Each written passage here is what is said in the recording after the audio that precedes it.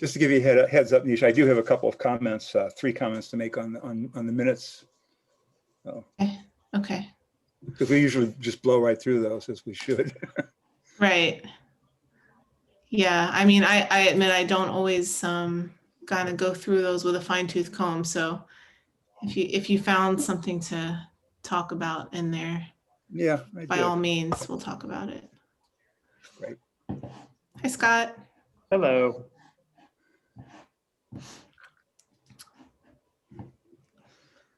How's your month been, Scott? Exceedingly busy. Oh, that's good. Good and bad. Too busy. Yeah. Well, we can go ahead and get started, David. If you you said you had a few things from last month's minutes that you wanted to. Oh, there's Dr. Engel. Hello. Hi, is that Dr. Engel? Got an angle, yeah, here. Hi, thank you Sorry, so much for joining us today.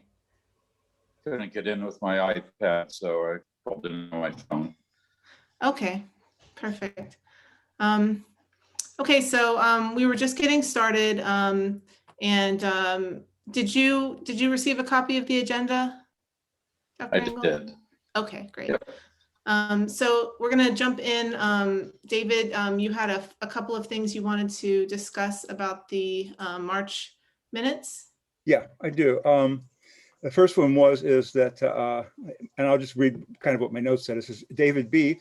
EPAC commented on, I wanted to let him know that we commented on the Cuscowilla a couple of years ago, and perhaps Mark could find that recommendation that we sent to the board and send to him, so that, or, make him aware of it at least.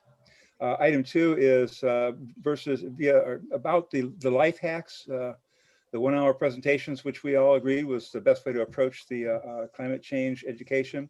I sent a link to EPAC this month for Project Drawdown to hold, to help us organize our thinking, and I hope everyone's taking advantage of that, because there are some great ideas in there.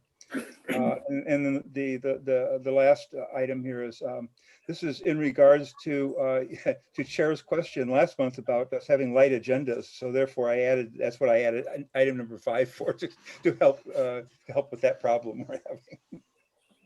Well, thanks, David. We appreciate that. I looked at your email exchange, and it does seem like a topic that we should explore as part of what EPAC is intended to do. Okay, was there anything else? Did anybody have any other comments or changes that they wanted to see on the agenda today? Okay, no. All right, well, so just to kind of get everybody up to speed about the last subcommittee meeting that we had in mid-March, we were looking over our list of potential topics for the community conversation or the community conversations that we'll be having in the future, and kind of narrowed it down to a few different topics. And one that we all agreed was important to visit was the climate change and agriculture topic. But we all kind of agreed that we were still as a board in a kind of learning phase with respect to that topic, and the guests that we've had so far to talk to us about things around that, we've just kind of realized the scope of that topic is very big, and we've wanted to kind of get a better sense of the research that's going on and the practices that are going on within farms large and small, and just kind of get a better sense of the whole scope of that topic before we actually set a date for a conversation around it. So with that, today we have we're just pleased to have Dr. Scott Engel with us today. He is the Vice President of IFAS, and I believe, are you also the Director of the National Institute of Food and Agriculture? Is that still your designation?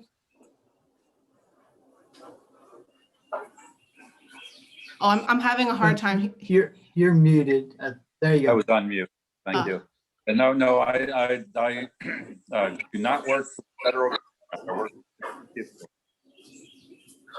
Okay. So I guess we'll go ahead and get started with this conversation with you. I'm not sure if you had something prepared or just we're kind of here to talk to us, but maybe you can introduce yourself and some of your work and Okay. and some of the things that are going on in IFAS. Sure. So my name's Scott Engel. I've only been here for about 9 months as Vice President of IFAS. I think a lot of you know IFAS is a relatively large organization. We've got offices in every county of the state. We've got about 20 research and education centers around the state. Some of them are as big as a college campus, and we're the third largest college at the University of Florida. So a lot of expand, and we work on both traditional agriculture, non-traditional agriculture. Forestry comes under our domain. Hold on. Veterinary medicine, forestry or fishery, both coastal and inland, It's as well as a lot of the natural resources research. So, and it might be a good idea if some of you put your phone on mute. We're getting a lot of background noise. Can everybody mute themselves?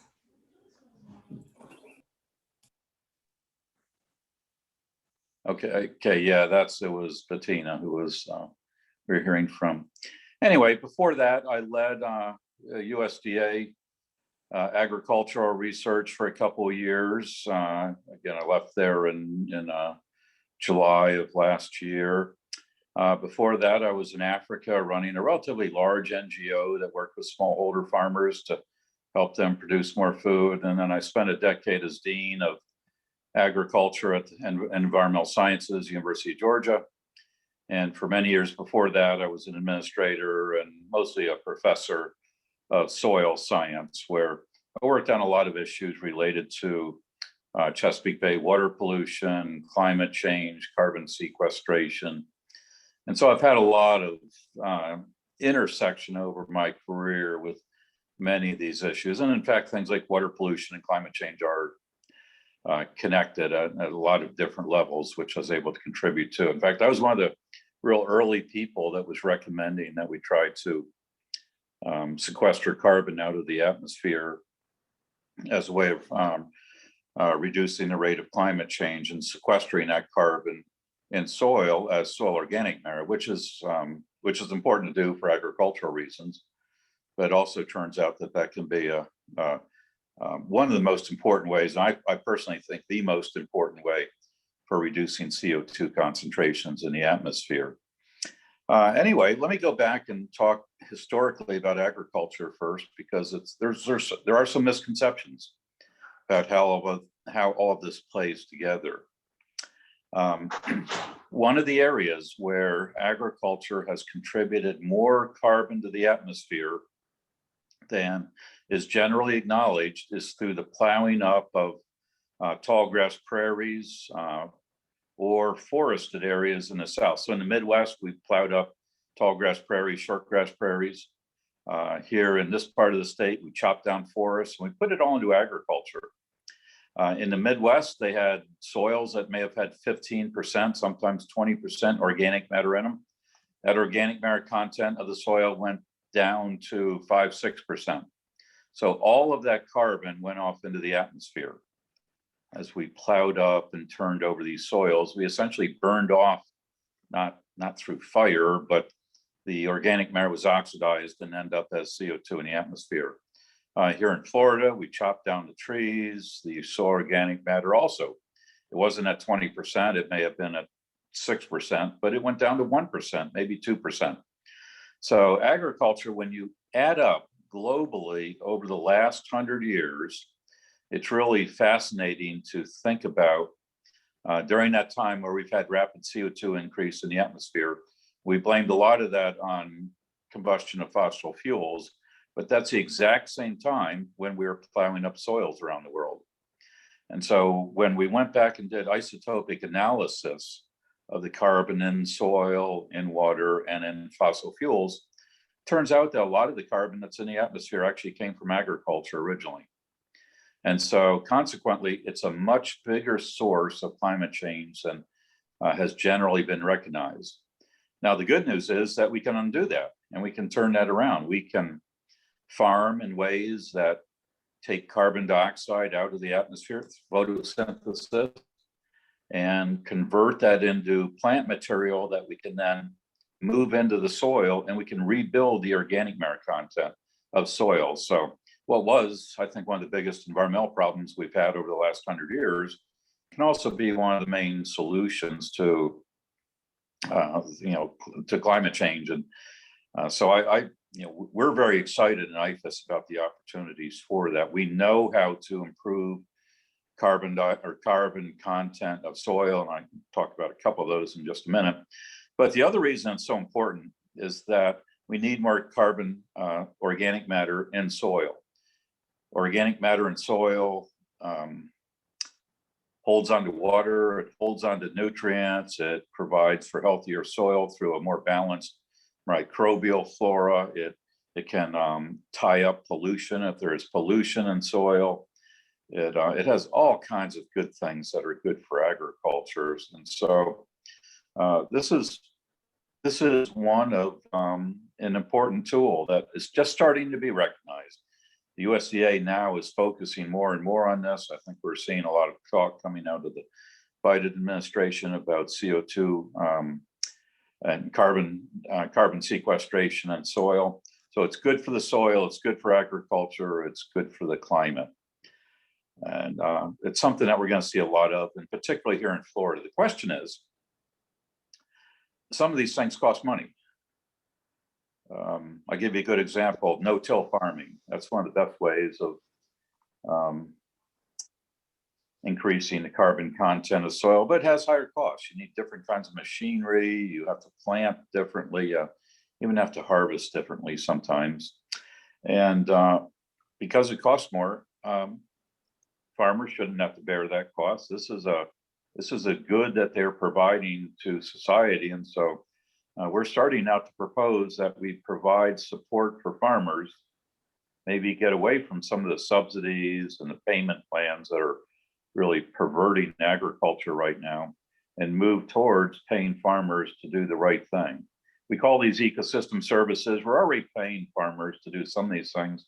I used to own a farm in the Chesapeake Bay watershed, and because I was close to the water, I was paid to do certain things on my farm that restricted the movement of fertilizers, nitrogen, phosphorus, into the water. So that came from the federal government, from the state government, but there are a lot of things that we can do like that for farmers. Farming's a tough business right now. Prices are low. We as a society are not willing to pay a lot for our food. I personally think we need to pay more for our food, but we're not willing to. And so our farmers are going to go out of business. If they do, what comes in when farmers go out of business? In Florida, at least, because we're growing out 1,000 people a day, it's a new housing development. And Can I ask? Yes. Can I ask? Yeah. Can I just ask you a quick question? This is something that's come up in multiple conversations we've had. Sure. What is? I feel like this is maybe the right place for the market to come into play, and at the end of the day, we pay too little for food, and so our cost for food should reflect doing good agriculture versus bad agriculture. What you described, in terms of tilling things up and exposing organic rich sediments to the atmosphere, had a huge negative impact on the world. And right. That should be borne as part of our food costs. I have this significant concern that what happens is we end up hiding the cost of our food in some program that's called watershed improvement or carbon sequestration, when in reality, that's just the cost of producing food in an environmentally responsible way. So is there a way to just have this be part of the market for food, because by correctly pricing food, you would not have farmers producing as much excess. You would not have people consume it, like purchasing and then not using as much. So you would reduce food waste. Whereas what we have now is we have a system where it's like, oh, I only paid $3.50 for that gallon of milk. If I only consume half of it and the other half goes bad, it was only $1.75 of milk I poured down the drain. That's obviously a negative. So can you speak to that at all? Well, yeah, I agree with all of what you just said. But our country has a cheap food policy. That's been a national policy through both Republicans and Democrats in Congress, from the administration, that when we thought about how we can increase prices in the way that you have just defined really well, which most of us think is absolutely and probably the honest way of doing it, you get a lot of pushback from a number of groups. The SNAP Ed groups. So there are groups in this country that want cheap food. And that's why the government has been stepping in to subsidize these ecosystem services rather than pass the cost on to consumers. Now, it's all a zero-sum game in the end. I think we know that. It's just we're moving money around. Once you move it around enough, it's not quite as obvious where it came from at some point.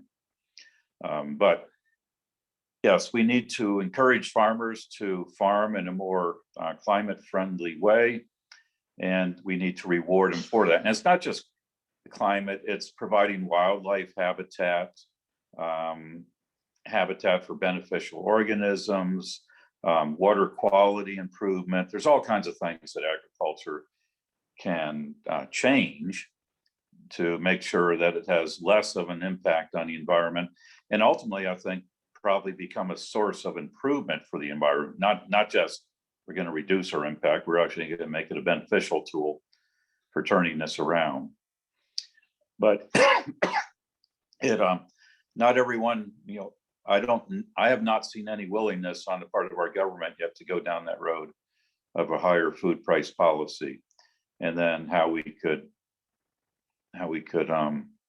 use that to reward our farmers. So we in IFAS, our job is to provide research to show what those technologies are, to demonstrate that they can actually work, both in terms of environmental improvement and in growing more food and more nutritious food.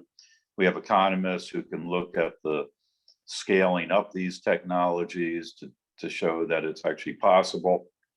So we've got all the tools here, but this does come down to politics ultimately, and that's something that in academia we stay away from because that often doesn't go well. So anyway, that's a big part of it. There's all kinds of other things that agriculture can play in this role where we're both a problem and a solution. Animal agriculture is another one. You read in the popular press about all the methane, particularly released by animals. The more animals we have, the more methane is being released. That's not quite as bad as what you read, because a lot of the cattle in the world are not fed with the types of diets that we have in this country. Our animals are fed, at least on the finishing outsides, of very rich nutrients, and that causes a release of a lot of methane. But if you're in Africa, those are scrappy cattle that are eating the barest of forage, and they produce a whole lot less methane because they just don't have the energy to waste. So cattle, it's a mixed bag there, but also just keep in mind that prior to the settlement of this continent by Europeans, there were lots of animals running around, buffalo primarily, and those numbers have been reduced, and we've replaced them with cattle, and to a lesser extent sheep and goats, and not so much chickens because they're monogastric animals. But it's not been, when we talk about the number of new animals we have on this planet, keep in mind that we have a lot fewer of those indigenous animals that also produce some level of methane into the atmosphere.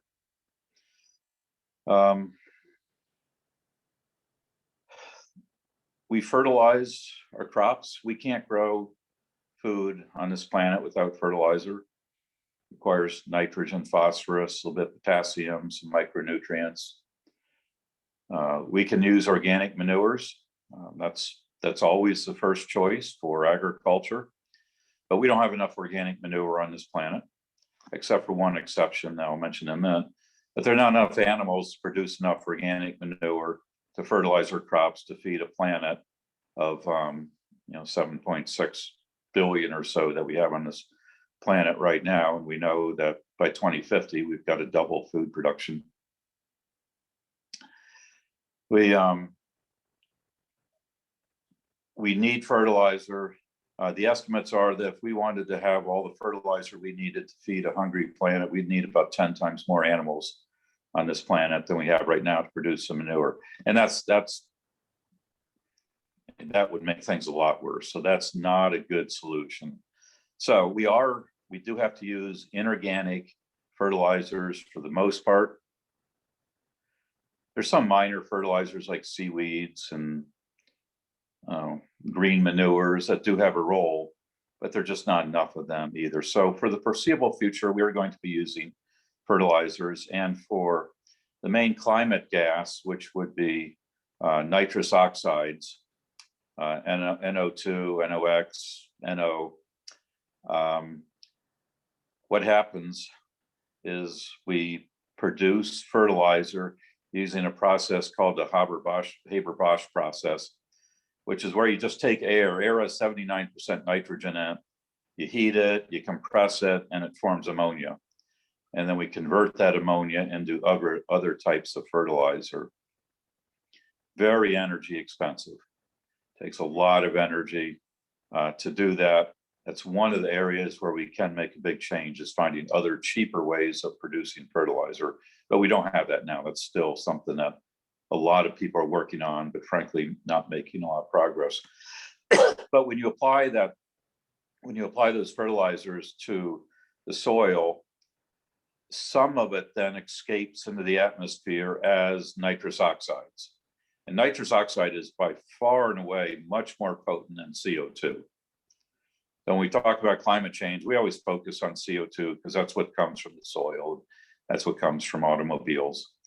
But nitrous oxide, and there's several different forms. It's anywhere from 34 to about 150 times more potent than carbon dioxide in the atmosphere. So while there's a lot less of it, what there is has a dramatic impact on climate change. So it's a big problem. For instance, most of the world lives on the main grain they eat is rice. They're grown in paddy soils, it's wet.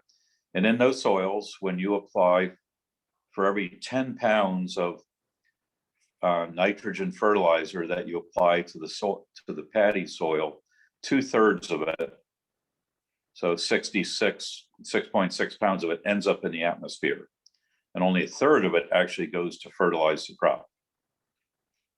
So that's another big problem where there's a lot of research required to find a way to make that more efficient. If we could just get fertilizers to be 50% efficient, then we would have a dramatic input again on the climate.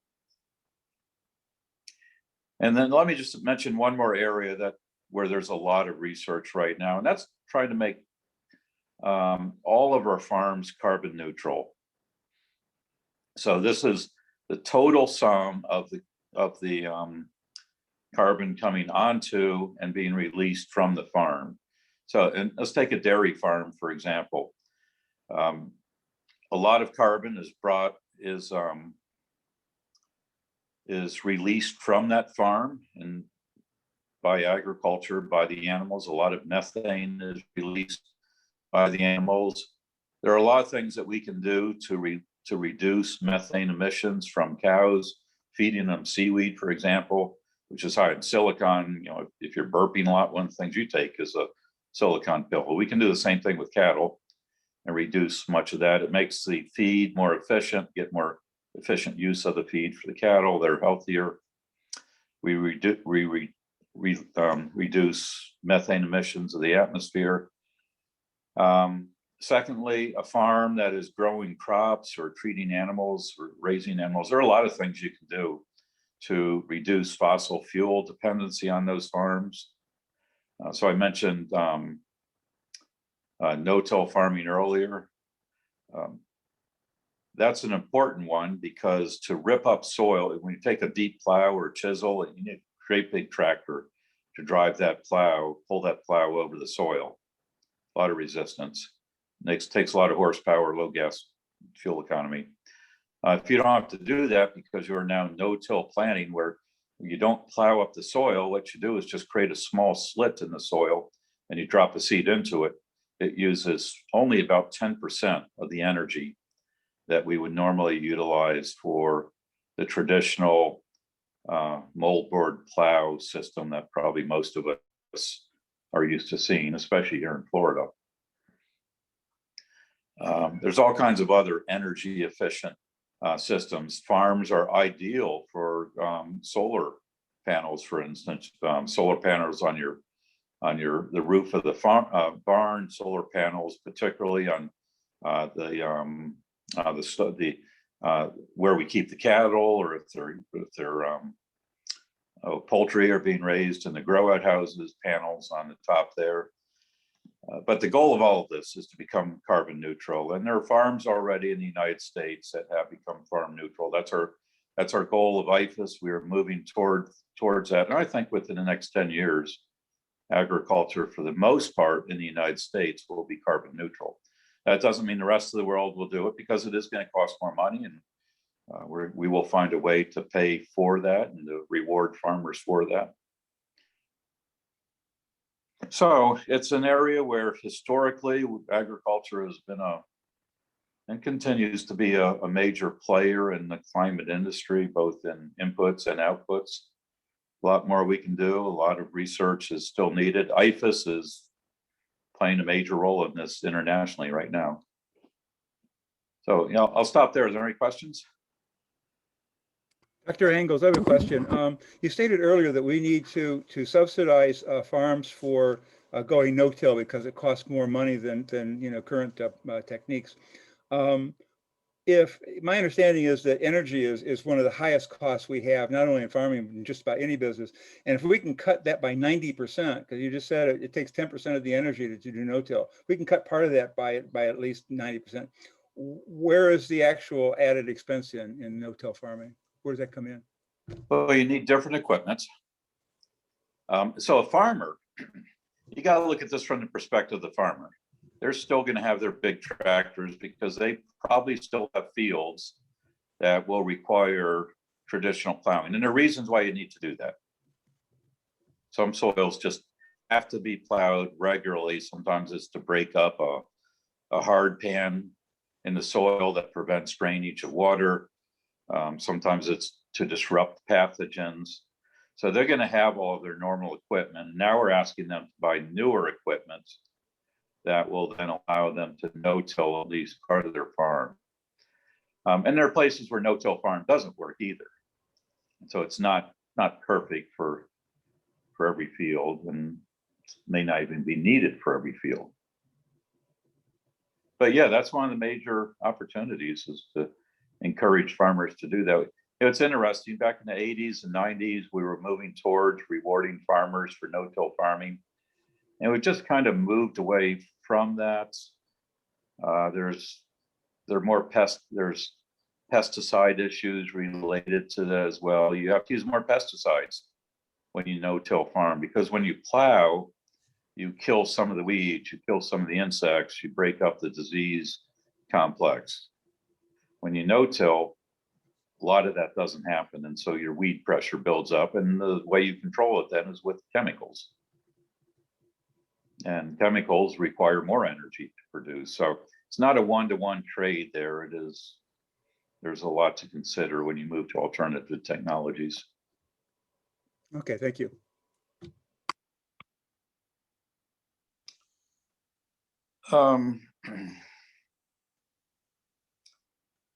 I think that those were really most of the points I wanted to make.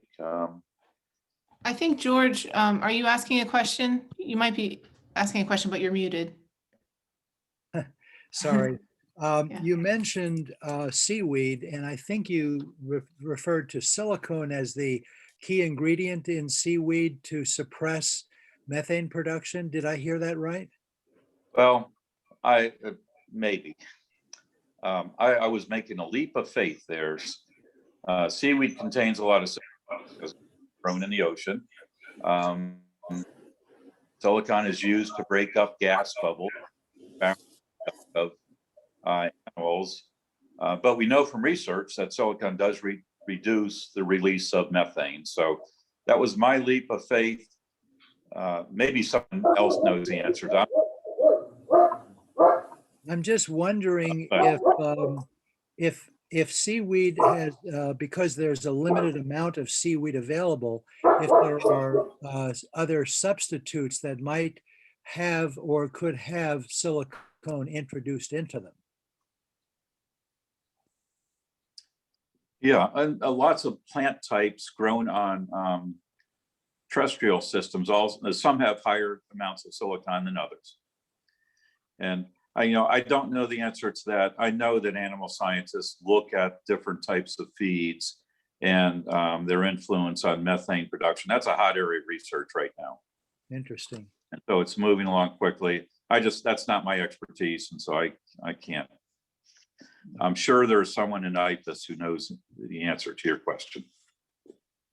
Thank you. Could you speak to some of the current movement towards these plant-based meats? Sure.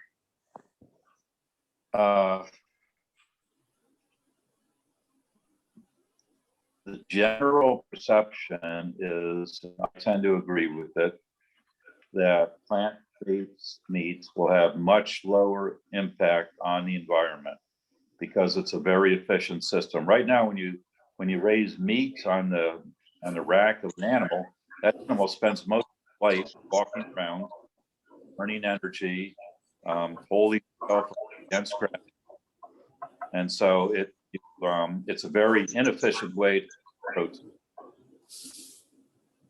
Much more efficient to grow plant material, like the number of legumes have higher than average protein content, or at least amino acid content. That's a much more efficient way of producing protein too. And for lab-based meats, you would take the plant protein, and that would become the fuel for the stem cell that would then produce lab meat. I'm personally not there yet. I haven't tried Impossible Burger.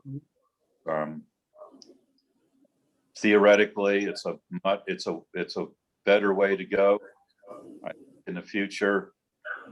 Right now, we're plant-based protein meat substitutes, but eventually, we're going to be able to grow a steak in a not test tube, but a fermenter. It will be the exact same meat that would have come from an animal on a hoof. And that day is not that much further off. Right? We're rapidly with stem cell technology and finding new sources of stem cells to produce meat protein very quickly. Now, how do people adapt to that? That's a sociological issue that is being studied right now. But as I said, it still seems a little too foreign to me. Although I'm pretty confident that within a decade it's going to be a common source of true meat protein being sold in the grocery stores, because it does have all kinds of environmental associated with it. Someone's television is still on. I don't understand. There's a lot of background noise.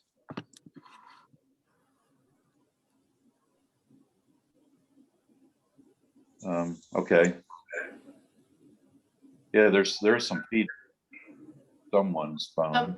David, can you mute yourself? I am muted. I guess both Davids. David Gold as well. Yeah, I am muted. Okay. There's one thing here that I didn't mention that is a major need, and this is an obvious one, but it's one that as a society, we're having trouble dealing with. When we eat food, we produce waste. That waste contains a lot of nutrients, nitrogen, phosphorus, and carbon. We ought to put that waste back on the land as fertilizer for the next cropping season. But in a lot of places, in a lot of parts of the world, we are reluctant to use human waste as a fertilizer for crops. And so we have broken the nutrient cycle in a very dramatic way in some places. And so we need to be also focusing on finding ways of using sewage sludge, which we tend to call biosolids because it's no more proper term.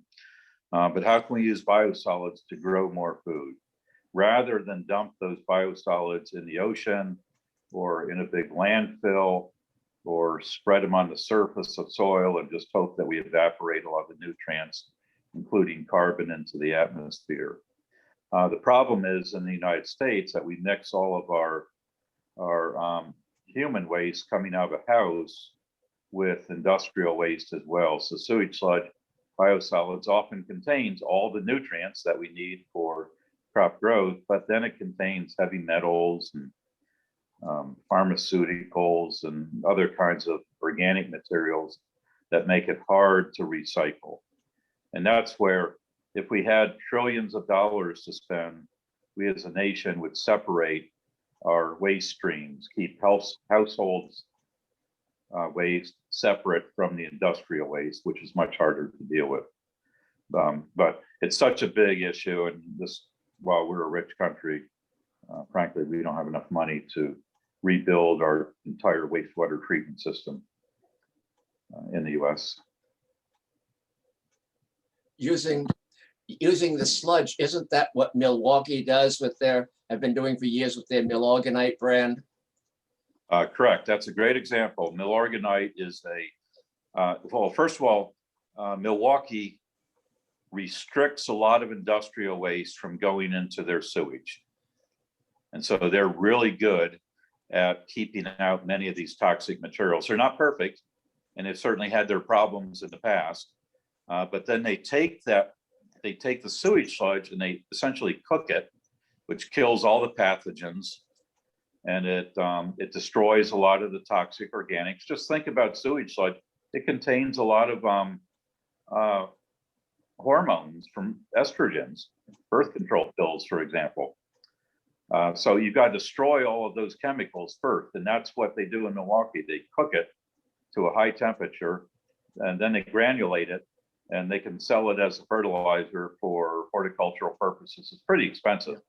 It's one of the more expensive sources of nutrients, but it's a great one. And we'd love to see more municipalities doing that, but you got to keep the toxic materials out of the sewage to begin with. I don't know why my father started that back in the 50s. He always used and swore by Milorganite, and he was not a science person at all, but somehow or other he'd come across it, and that's what he always used. It's a slow release nitrogen, phosphorus fertilizer, but it also contains things like a lot of iron and micronutrients, which are also needed for crop growth. So as long as you're willing to pay for it, it's a fantastic fertilizer, but only for your lawn and ornamentals, horticulture crops. You can't use it for corn or soybeans. Too expensive. Is there a way in which to duplicate the motivations in Milwaukee in other communities? Yeah, you tax the polluters, and they then go off and find other ways of disposing of their waste. There are plenty of ways of disposing of waste in this country. Dumping it down your sewer, if it's allowed this way.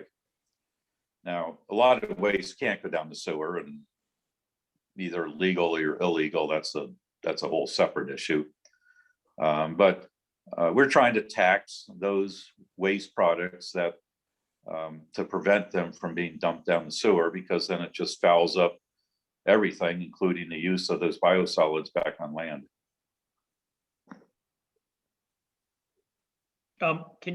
you mentioned, you know, essentially providing some kind of financial incentive for farmers.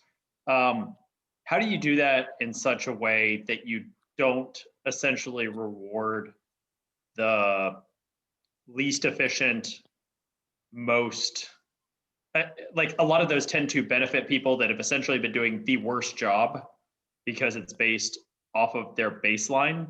And so farmers that have been putting the most fertilizer on the ground, you know, using the most pesticides, end up receiving the largest benefit based on their change in use.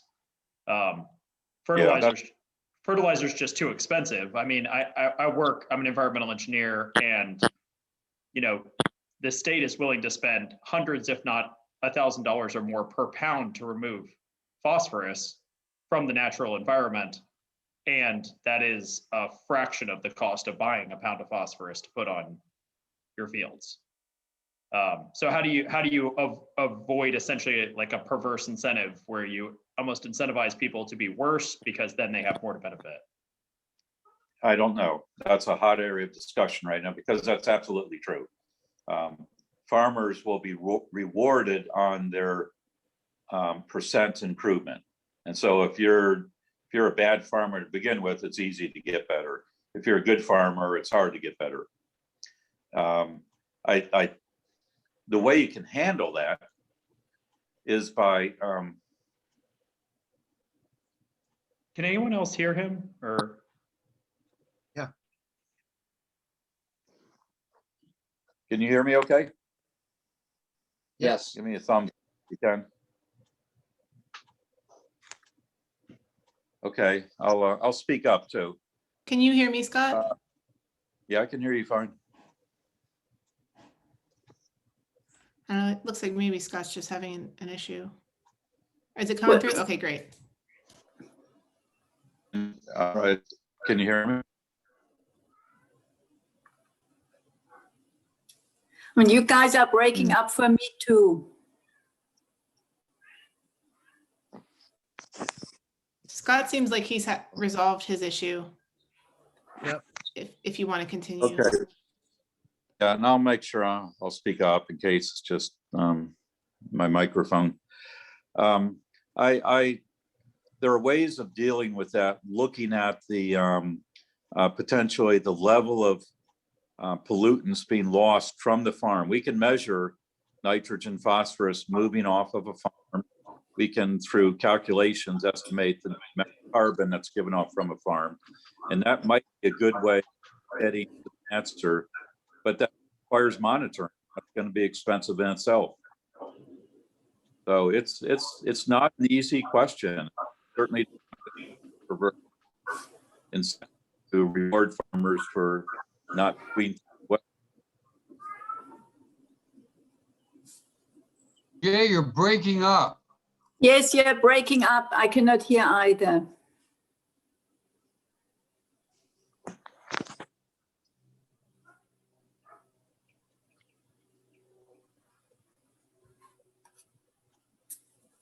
We scared him off. Now he's gone. Yeah. He might just be rebooting. Yeah, I think so.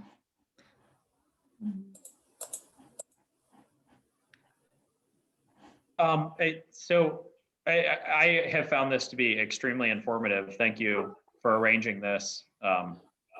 He's an absolutely excellent presenter on this. So Yeah. he's Yes. answering a lot of the questions I think we've discussed previously and has definitely a strong background in it. Mhm. Yeah, it was like information overload, but in the best way. So, Mhm. Like actual information yeah. instead of just a lot of noise. Yeah. Yeah. Useful information. Yeah, I thought it was very interesting, the discussion of the loss of carbon just from agricultural soils over the 100 years of more industrial agriculture we have. Yeah. My obvious, oh, he's back. There he is. I switched to a different router. I think this. I live in an old house. You sound good. Yeah. Okay, sorry about that. I think it's my internet. I'm on a different system now. Anyway, what I was saying is that that's a policy issue of how we can encourage improvements and the release and reduce nutrient and carbon loss from agricultural operations.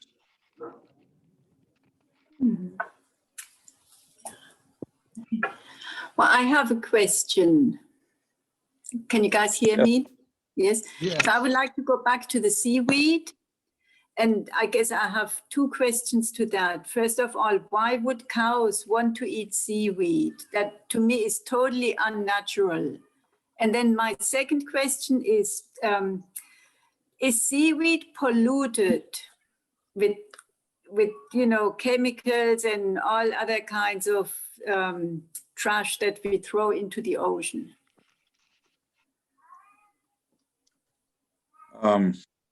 Well, cows eat just about anything, by the way, so they're not very particular.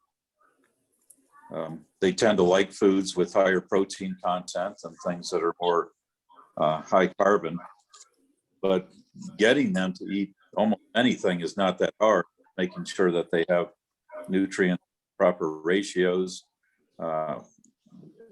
quality of seaweed. I don't know what to say there. That's we have animal scientists right now who are studying the impact of seaweed on methane release and growth of the animal as well. I can ask them about the quality of seaweed. I can't comment on that personally. Okay, thank you. The studies that I have read referred to a specific type of seaweed. It was only one type of seaweed. Then they added 10% to the feed, and it reduced the methane by, I don't know, 70% or something like that, or maybe even more. But it wasn't seaweed in general. It was only a specific type of seaweed. Okay. All righty. And then to the no-till farming, I've read about this a lot, and I heard about this a lot. And I believe way back when farmers were not tilling. Can you give a little bit on the history of this, how the tilling developed? On the history of no-till? Yes, so I believe initially farmers did not till. And maybe with industrial agriculture, tilling became a practice. Oh, yes, that's absolutely true. I don't call it industrial agriculture. We've got to grow a lot of food on this planet, and it takes large, efficient farms to do that. But no-till farming is a very important practice that protects the integrity of the soil, reduces nutrient losses. But keep in mind, you have to use more chemicals when you're no-till farming because you got to kill the weeds. Typically, the reason we initially plowed up fields on a regular basis was for weed control. When you don't do that, weeds proliferate and use more chemicals. There's a trade-off there. Okay, thank you. I have a question. Is there, I've heard of methods of like combining different types of crops in the same field. Does that provide any kind of better resilience against pests, or is that a kind of a viable strategy to do at a large scale? Yeah, it does. It's called intercropping. And I've seen intercropping of up to 3 different crops in the same field at the same time.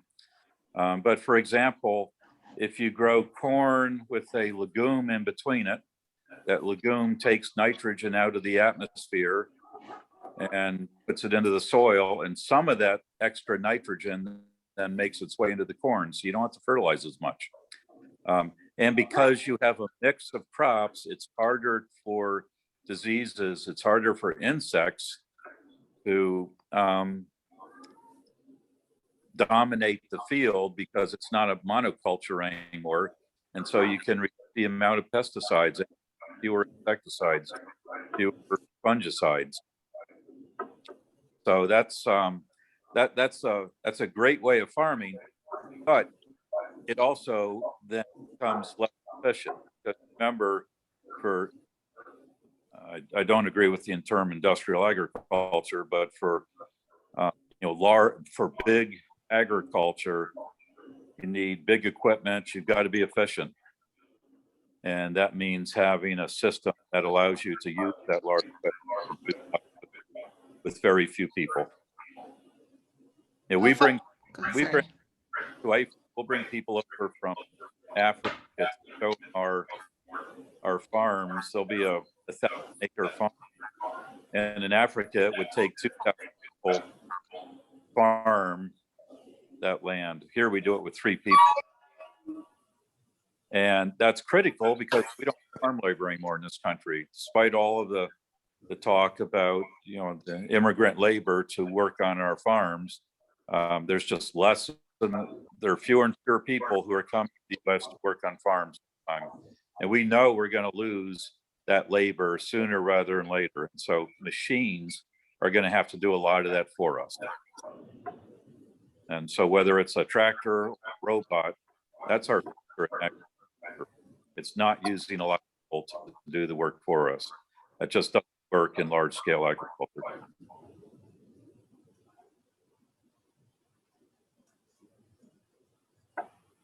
So I know we're kind of drifting off topic here, but that's fine. If you've got other questions about agriculture and at least my opinion of it, I'm happy to tell you what I think. I'd like to ask you a question. Overall, I kind of sense that you have a kind of negative attitude about the situation overall. Could you comment on that? Well, yes, we've got a double food production on the planet. And we don't have any more land. We don't have any more water. We're going to have fewer resources like fertilizer. We want to cut back on pesticide use. So how are we going to do that? How are we going to double food production on an acre of land, but with fewer inputs? Now there's a debate. There's a global debate. Some people would say, well, the way we handle that is we have fewer people on the planet. We don't have to grow as much food. There's a great book, by the way, that I loved reading and I'd recommend to all of you about this. It's called The Wizard and the Prophet. And it's about it's kind of the offsetting needs to grow more food versus the impact on the environment. So the prophet or the wizard and the wizard or the other way around. And it really goes into this whole debate about how we're going to do this. But yeah, we have been able to keep up with food production over the last 100 years. Malthusians of long ago said we would never get to this population without mass starvation. And here we are. We have a lower percentage of hungry people on this planet than ever in the history of the planet. Now, we still have a lot of hungry people, and I'm not because we have a lot of people on the planet. But our percent hunger and our percent malnourished has been going down steadily. So we've kept up with population growth to a large extent. And where people are hungry, that's often not because we can't grow food. It's because there are political and social issues that make it difficult. So anyway, we've got to grow a lot more food. It's going to take a lot more technology to do that. On our current rates, will we keep up with our ability to grow more food? It's going to be really close. We are cutting this right down to the wire. But here's where I am optimistic. Right now, when we have an insect in a field, we spray that entire field with an insecticide. With new technologies, mostly being driven by artificial intelligence, that tractor and the sprayer will go through the field, but it will only treat the area where those insects are located. And so the estimates are that you can reduce pesticide use by 80% using technologies like that. Or when you're applying a fertilizer, you only need to apply that fertilizer where the growth potential of the plant is high. If it's a wet area or an area that's too dry, the plants aren't going to grow well, so don't put fertilizer there. It's just a waste, and that fertilizer then becomes a pollutant. So technology is going to help us get there. Technology is going to help us harvest the crops. We're going to plant our crops with robots here relatively soon. But does this allow us to keep up with the need to double food production by 2050? Like I said, it's going to be really close. And we're on the edge now, and a couple droughts and a couple revolutions, and we can be set back far on this planet. And you all know that when people are hungry, bad things happen. Many of the problems that we have had in our history have been because people were hungry and desperate. It seems to me also like the problem is, against, on the one hand, the need for more food production. On the other hand, we need to cut back drastically on the amount of, carbon we're emitting, and also the amount of pesticides we're using improperly, at least. It seems to me that, that's every bit as important as considering the alternatives and what's happening in the atmosphere and what's happening to our climate. That's at least equally important as to, risking starvation in the future. And when you say double the food, you're saying we're going to double the population in the next 30 years? I'm sorry, I missed that. What are we going to do? You said we're going to we're going to need double the amount of food. Does that mean since a lot of it's being wasted, that means we're going to more than double the population? It's all the above. We got to reduce food waste, as was mentioned earlier. That's a lot of that will happen with technology as well. We in this country think about food waste as what we don't eat on our plate. But the fact is, much of the waste happens before that food ever gets to your plate. And we throw away a large percentage of the food that we eat, even before it ever gets to the grocery store. We're very picky about what we eat in this country. And so improving the quality, improving transport, improving storage, these are all things that will contribute to this. There's no single solution here. We're going to grow more food. We're going to get more efficient. We're going to waste less food. Going to use fewer inputs to grow the food. And I guess if I am optimistic, it's not because I absolutely are that we'll do it, but I think because it's such an important issue, we have to do it. And with good minds like that we have at IFAS and all around the world, I'm pretty confident that we're going to be able to meet these challenges. I'm not sure the technology is the answer to everything. And, I've made my living on technology, so I'm certainly not anti-technology by any means. But, the one thing that comes to mind is the idea that, people are going to use all sorts of technical wizardry technological wizardry to attempt to cure the problems of climate change technically or technologically, rather than, by policy. And it seems like that's a very bad idea, because there's no guarantee that we're going to come up with the technological solutions that do not have side effects. I've got a question about infrastructure. You let him answer that, George? I want to see what. Sure. Yeah, because that was a good question. I can only answer that from I'm not an expert on most things, but I can tell you in agriculture, we will be able to capture a lot of that carbon in the atmosphere.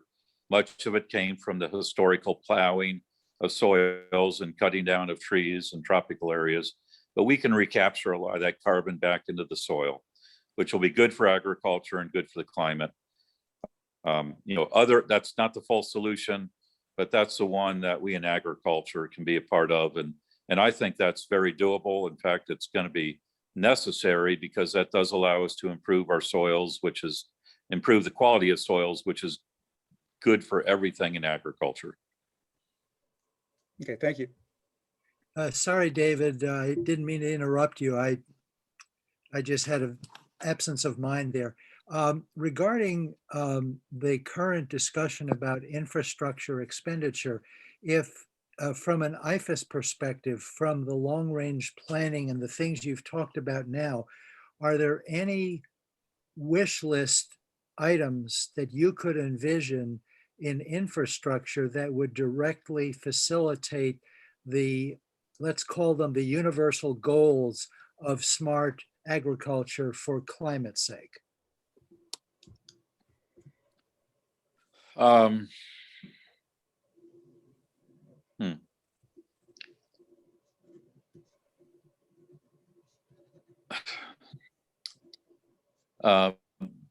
Better technologies for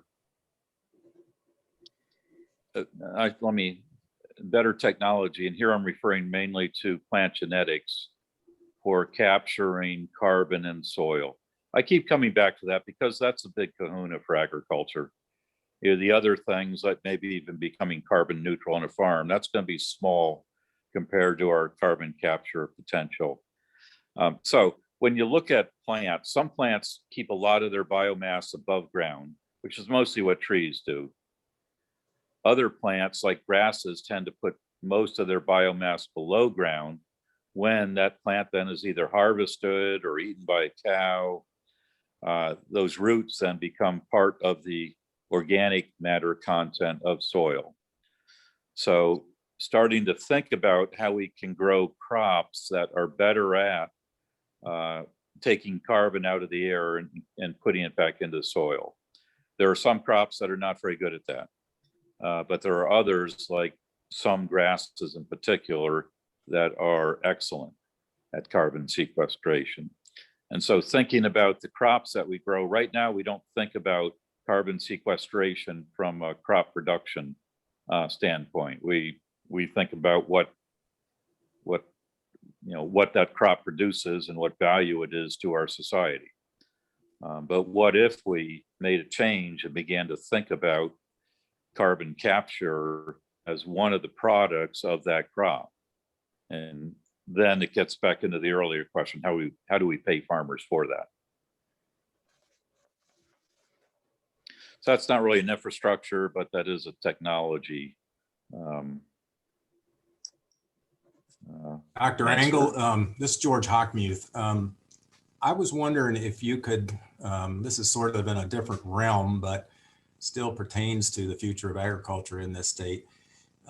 If you could comment a little bit on maybe some 35,000 foot level things that I've always concerned myself about since I began, because when I started work in IFAS, I could travel up and down the East Coast and the West Coast and go from farm to farm.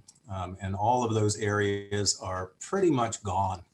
And you talked about technology earlier in specific production practices.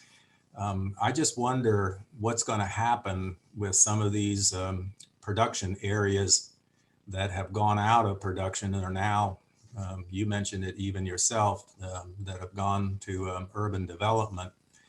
That means that the good areas, the good soils, the warm climates that we used to produce a lot of our, particularly vegetable crops and horticulture crops, are being pushed to other areas. A lot of the farmers are moving to North Florida, where they don't enjoy the same kind of climate that they did in South Florida. What are some of the technologies that IFAS might be working on to help, help ameliorate some of that in the future? Yeah, thanks. So excuse my moving around. I'm still looking for a better spot in my house where I can get some good internet.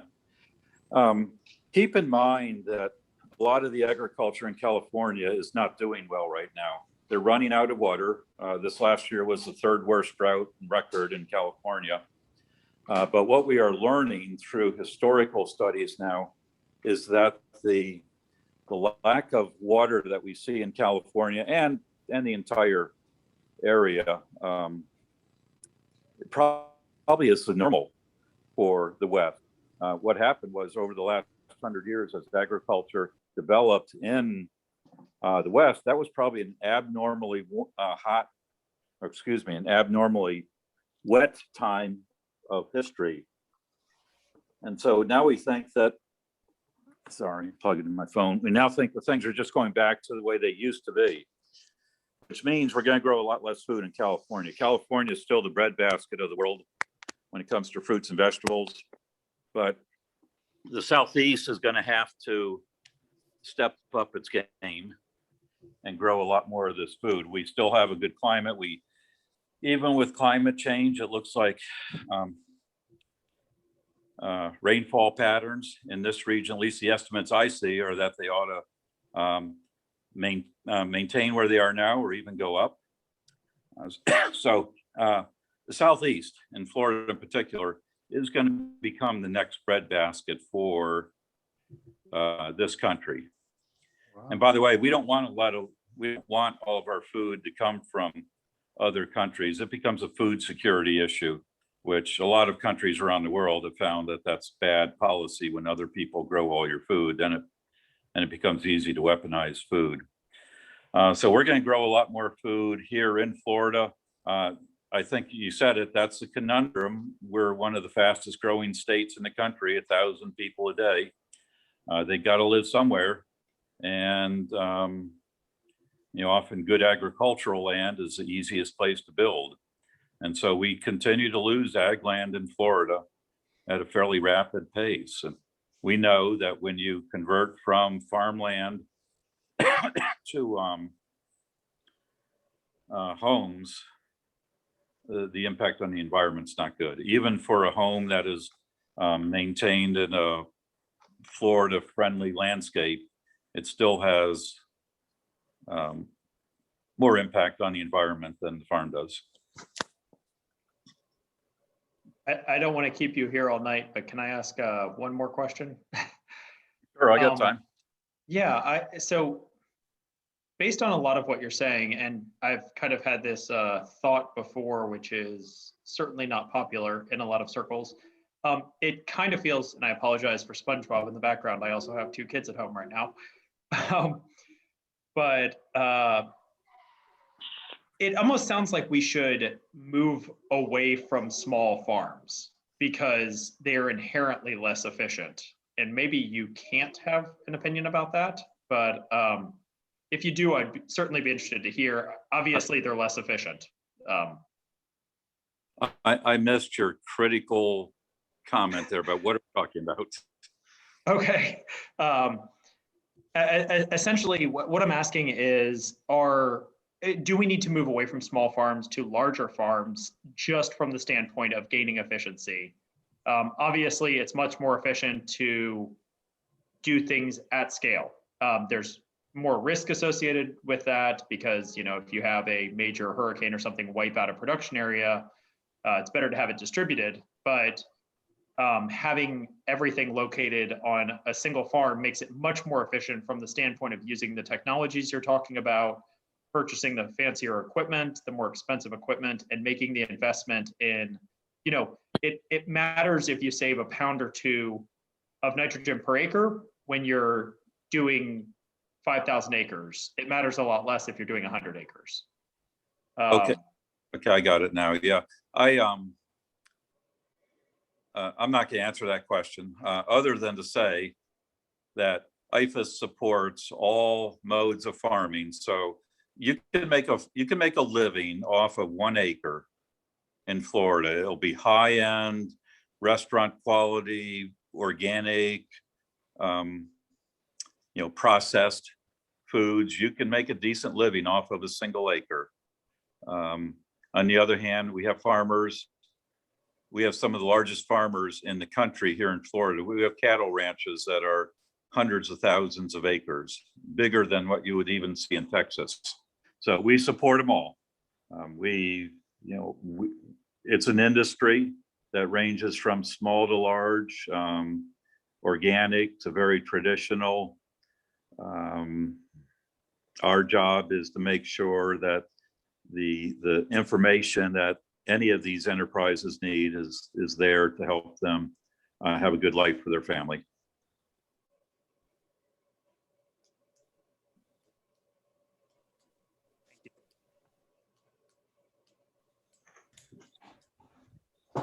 Okay, well, thank you so much. Does anybody have any last questions for Dr. Engel before we let him go enjoy the rest of his evening?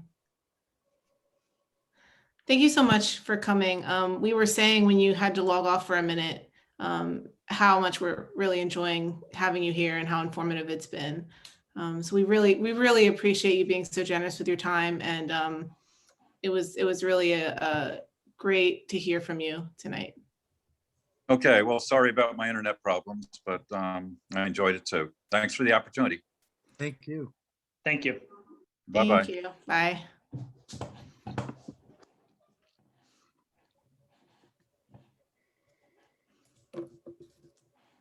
Okay.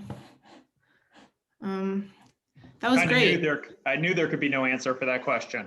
I'm glad you asked that because I was actually, that was kind of almost the same question was on my mind. I'm glad you got him to not answer it, but at least put it out there. Okay, great. So let's move on. Or does anyone want to have any thoughts about that talk? I know that was like a lot and my brain's kind of full right now with all of it. I just want to say it was outstanding. He was a great presenter, and definitely I learned a lot, and I'm sure everyone else on here probably also did, except for maybe George Hockmuth, who probably knew all of that already, but the rest of us probably learned a lot. So I appreciate you getting that set up. I won't admit to it, Scott. A lot has changed. A lot has changed, probably for the good, since my years in IFAS.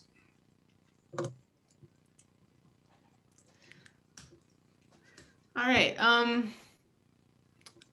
Yeah, and I'm definitely gonna check out the book that he recommended, and also just all the much You're going to be information. at least one place back at the library if you try to get it there, because already put it on hold. Oh no. All right. Well, maybe I'll just buy it. Okay, so let's move on to our next topic, wastewater spills. David, do you want to go ahead and introduce this topic and why you put it on the agenda? Yeah, I will. And hopefully I'll remember everything I wrote down on it this last week. I don't know if many of you keep up with the BMAP for this county. There's the BMAP for the Orange, Orange Creek BMAP, and we had the update on that this past week, or maybe it was a week before that actually, but that's last week I think. One of the things that I saw during that presentation was a map which had on it a testing point for testing for, I guess, nutrients and other substances that was right next to what I know as being the Split Rock, conservation area, which is where the Hale Sink is. And, this has been it gave me a chance to ask some questions, which I did. And I finally got the answer, which for years I haven't been able to get the straight answer to. And that is, how do we test, when there is a raw sewage spill in Gainesville, which quite often ends up, they'll channel what they've got into Hogtown Creek, which carries it ultimately to the Hale Sink. Okay, that's the final stopping place for our, for the water in the Hogtown Creek. And of all the 4 different types of pollution, whether it's a sediment, whether it's a nutrient, whether it's a toxic chemical or a pathogen, the pathogens are the most dangerous to us, really. I mean, we all want to, we spend a lot of time, how do we get, nutrients out of water, et cetera, but, getting pathogens out of water is arguably even more important.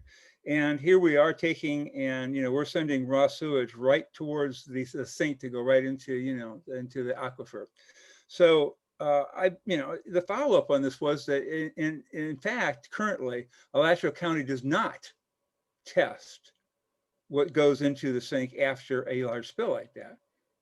And the process, as I understand it, the policy currently is that GRU, when it's done doing whatever cleanup they're going to do for it, they do the testing and they tell the state health department and tell the county, okay, everything's good now. We've got it under control.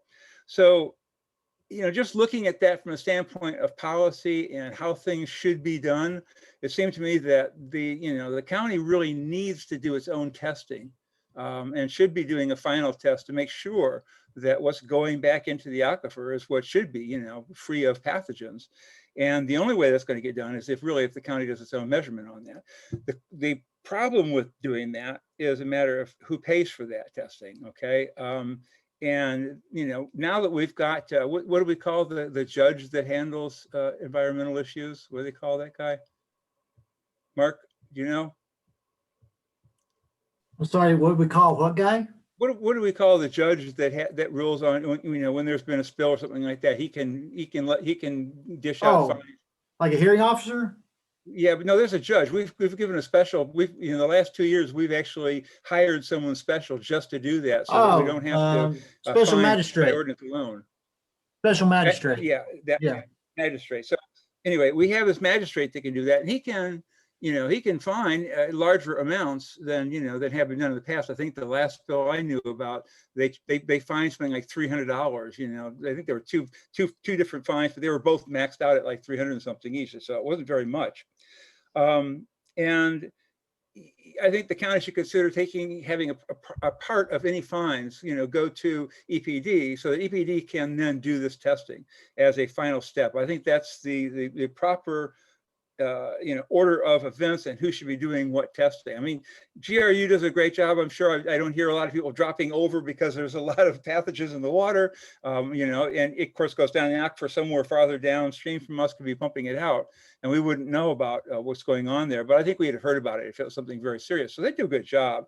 But I think strictly from a standpoint of procedure, the procedure should be that Alachua County does its testing there, and we should know what's going down and what's going out into the aquifer. And, I had the same problem we were discussing what goes down into Alachua sink, and that I wasn't sure, who did testing there when waters went that way. Well, of course, we've changed the structure of what happens over there now. Now we've got sweet water there, and I think sweeter water does a much better job of, of stopping, various pathogens as well as nutrients that are in the water. So with that, I just wanted to recommend, that we perhaps listen to, we asked the county to have a couple people present to us. If you want to, I know pretty much what GRU's statement on this is, because I've gone through this before with them and heard, but maybe we want to hear from them. Maybe we want to hear from Stacy, for next month. But I wanted to bring that up at this meeting so we could discuss it. Maybe someone here has some other ideas on that as well.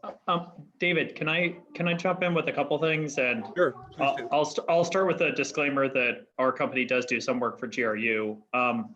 That being said, there's always a trade-off with wastewater treatment between capturing every drop and having occasional spills.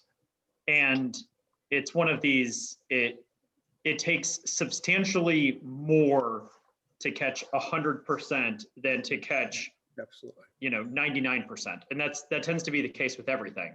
Mm-hmm. From a standpoint of safety, this water is going into the aquifer, and the aquifer is extremely hostile for most pathogens.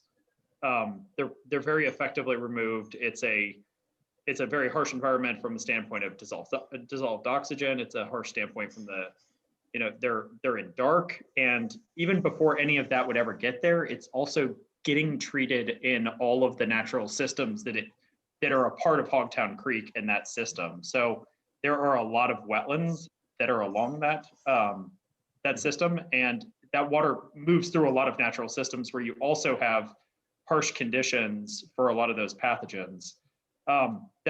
This, from the standpoint of GRU, someone is having to sign off on those samples when those are reported to the state, and that is there is the potential for like criminal charges associated with falsifying data. It's a very big deal. Losing licenses and possibly even fines and jail time. So I don't know if there's necessarily anything to be gained from collecting the same sample twice, other than the labs would probably be happy for that. So I mean, those are the only points I guess I would interject there. quick question on You know, that. that being said, I'm in favor of more sampling in general. More sampling it's better. It's better to know more. But those are, I guess, my major comments. Quick question on that. I mean, I'm thinking, some of these spills are very large, and there's, a tremendous amount of waste being reduced, and there's a tremendous amount of liquid. So wastewater may be a better description of what's happening. But the fact is that water is going to then pretty much blow past a lot of the normal wetland. They're gonna pretty much saturate fairly fast, given the millions of gallons that can come out, of a system when there's a leak, a major leak. And I think at one time or another, I have heard, of releases being that large. So it's not something, I'm just making up. I've actually heard some fairly large releases. I forget what the one was a few years back, but it was tremendous. And so that would, get over that. But if you feel confident that it's the case that even in those situations that once it hits the aquifer, it's not going to be those pathogens aren't going to live down there very long. That does make me feel a bit better. But again, I also still feel that we should be testing the water that's going down, and not just for pathogens. We should be testing it to see how much of the nitrates and phosphorus we're putting in there. It seems to me that we could be putting a lot more than a reasonable amount of those in the water as well. So it would be good to know just exactly what happens. And I do agree. I understand what you're saying is to get to 100% is that's a very, very bad idea to try and always get that 100% number. But you want to find what a reasonable level is, and that reasonable level needs to be at somewhere that protects population, and always, I guess, err on the side of protecting people rather than, on what's easy to do or what's cheaper to do. So, but I mean, that's also a mistake that we make in the United States consistently, which is and this may be an unpopular sentiment, but we always value human health beyond the potential implications of slightly reducing human health. And so one place to tie this back to the agriculture discussion is we throw away how much food, every year that doesn't meet high, quote unquote, quality standards, which directly contributes to carbon pollution in the atmosphere, which contributes to global warming, which contributes to negative impacts on human health. I mean, I was shocked when I went to Vietnam and you look at, Thailand, and you look at the food that's consumed there, and like stuff is not refrigerated, and I didn't get sick at all. And while my likelihood of getting sick was definitely much higher, without a doubt, clean water sources are less and stuff like that, there is a price for those things. And so the goal is, yes, always to provide, complete safety. But once again, complete safety has a huge cost. It's just not a directly borne cost. It's a cost that's indirectly borne through, impacts on climate, impacts on, our energy use, materials use, chemical use, like all of those things really do fit into that. And so I actually worry that we're headed down a path that is going to be substantially more energy dependent for the sake of, for the lip service of environmental or health benefits. That's something I truly worry about a lot. There's big moves, in the state to essentially not allow any wastewater discharge to surface waters. And, you could see on the heels of that, potentially not allowing wastewater discharges to groundwater. And the end result of that is not necessarily good once you go down the additional steps of, okay, well, we'll go completely to potable reuse. And you're like, oh, that sounds great. We'll consume the water that we, are using, and we'll treat it and we'll put it back into the system so people consume it again. It's great until you realize that there's, 10 to 15 to 20% losses associated with treating water to that standard. And those 10 to 15, that 10, 15, 20% loss is extremely concentrated brines that then have to be disposed of. And what do we do with those? Well, we put them in extremely deep aquifers. And so like there are adverse consequences that we can't even, that I don't think we're adequately considering with all of these moves toward, more safety, I guess is kind of where I'm going with that. But let me ask you another question based upon that. There's a move, to take and, to take the water once it's been, I guess treated to a certain point and then pump it back down to the aquifer. But that wastewater still has a certain amount of hormones in it and drug residue. I mean, it's, very, very small amount, sure, but it's still there. And some of those drugs, it doesn't take very much of them to really have an effect on people. But what do you think? You think we should just not worry about that and go ahead and pump it back into the aquifer? I mean, is that not something that in 50 years might be a problem? We're not doing anything about it now means we're going to get to that spot, in time a lot sooner. It totally could have an effect. I don't think necessarily, I mean, the alternative for a lot of those is you concentrate them much further and then you still have to dispose of them. PFAS is like a perfect example of that I'm sure a lot of people have heard of, where it's a forever chemical. And so we create it and it's around forever, and we will absolutely have to deal with those things in the future. The solution is to use less of all of those things. Do Americans take way too many drugs? Yes, absolutely. 100% Americans take too many drugs. Those end up in our water and wastewater systems. If we're willing to take them on a prescription, we should probably just accept that they're going to be in our water supply.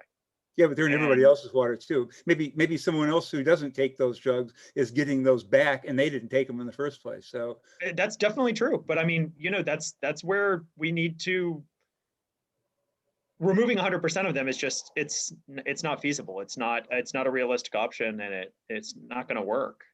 Well, removing them isn't, but not putting it in the first place. I don't think we should be taking our wastewater and pumping it down into the drinking water aquifer, which is what they want to do. If they're safe for human consumption, you would hope that they are safe for human consumption after they have come back out of the ground. I mean, yes, you may not be the specific target, for the estrogen drug that was originally taken. That being said, it should definitely be at low enough concentrations that it's not of risk to you. Okay, who's going to make that decision of what's at risk and what's not? I mean, it's always. I mean, that's the whole point of the EPA. That's literally the whole point.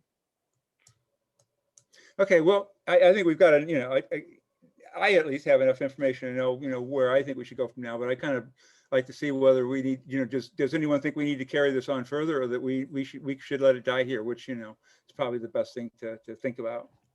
I just want to make one quick comment about what Scott just said, that it's up to the EPA. We've seen with the coppers issue that regions, the Southeastern Regional EPA office dropped the ball countless times with the coppers issue. So we really see demonstrations, abundant ones, that we cannot necessarily count on the EPA.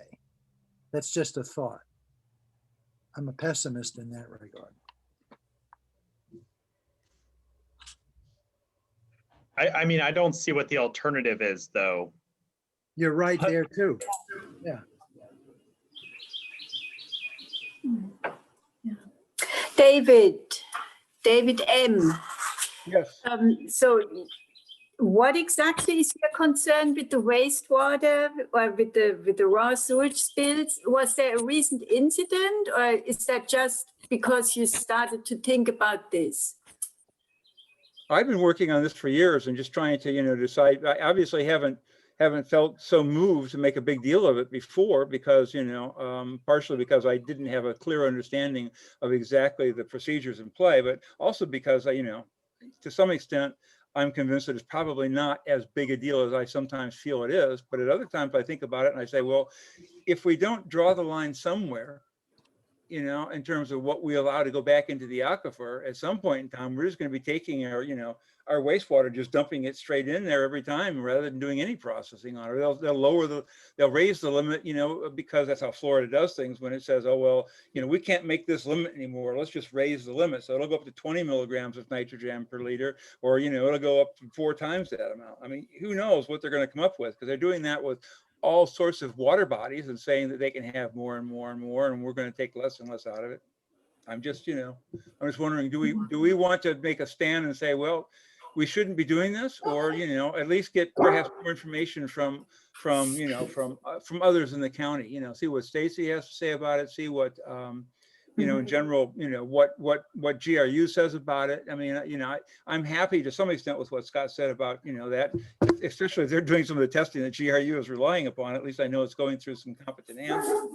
And that explains why, probably why GRU is getting, done. And GRU does a great job, I mean, obviously. So, hiring people like Scott was, and his company is probably one of the reasons why. But that's what I wanted to bring up. I didn't think I could just walk past the idea, because I'm not convinced that, everything will always be good unless we are doing that final testing. Then we know. The county will know what the quality of the water going in there is if it's doing either regular testing or testing when there's an emergency, when there's a spill of some kind. Well, and David, I will just say, I don't know who on here is following what's happening right now at Piney Point down near Tampa, but I mean, like, there are, yeah, exactly. Most of the people on here have probably heard of this, but Yes. most of GRU's issues, I guess, tend to be small. It's a lift station failing, being out for a couple of hours while they get backup power on it, or it's during like a substantial rainfall event. And in that case, I mean, everyone hates to hear it, but dilution does make a really big It's a difference. solution, yes. But I mean, I am 100% behind having extremely harsh fines for these wanton disregard for like future protection of the environment. Like what's happening at Piney Point is completely unacceptable.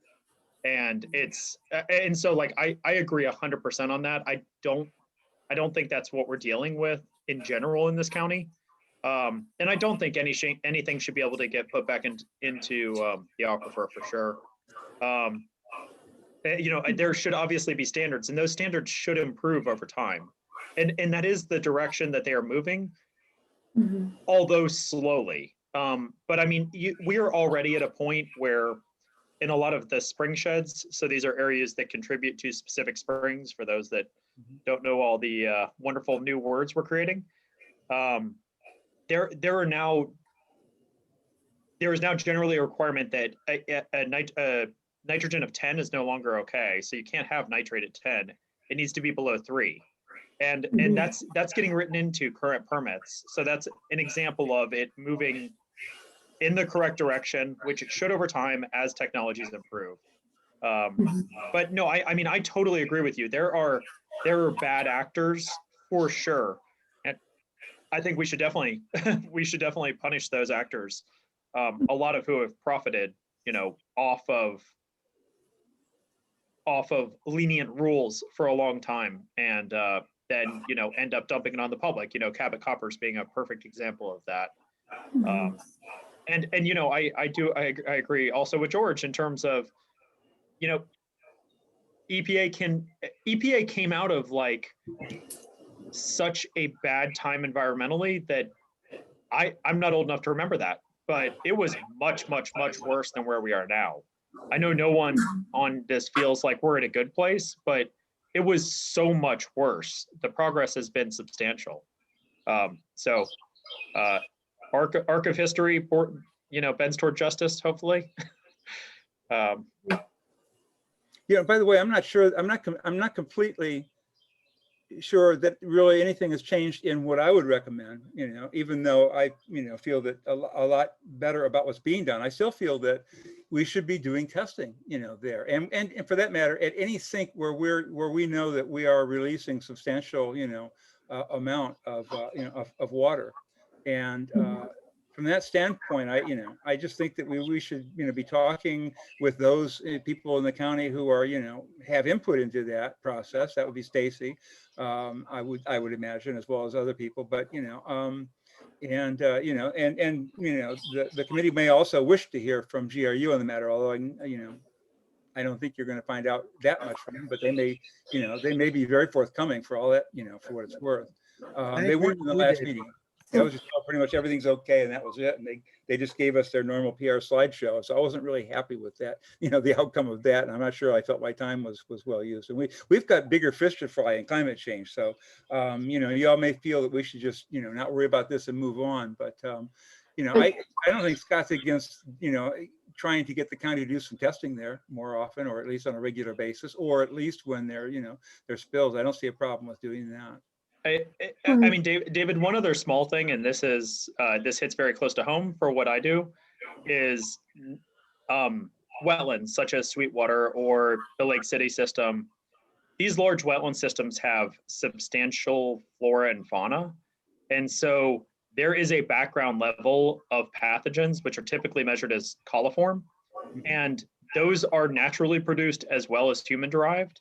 And most of the tests do not differentiate between those. And so we are finding ourselves we have kind of constant concerns that essentially we're putting in natural systems that are providing substantial treatment, but from the standpoint of pathogens, like they don't get to zero, and they will not get to zero. And I'll say that unequivocally. Birds poop, fish poop. They always have, I think. So that has not changed in history. And so, I mean, those would probably not be the things to sample for, I guess, is maybe the bottom line.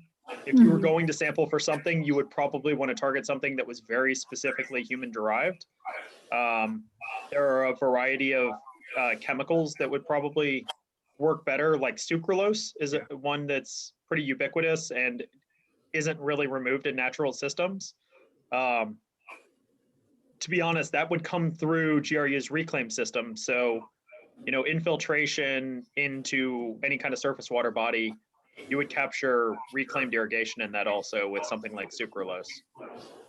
But there's a variety of chemicals that would probably work much better than pathogens, unless you're using something very human specific from a pathogen standpoint. I agree 100% with you on that, Scott. Do you know if there's any other sinks around the city that that we regularly have wastewater spills that go into those? I know that if it goes west, it's going to it's going to end up in Sweetwater. And I know Sweetwater actually takes out way more pollutants than we originally thought. Originally it was designed for. So, and that makes sense. But are there any other sinks around around the county that we regularly have pollutants going to, or Well, so I mean, wastewater overflows are a big deal.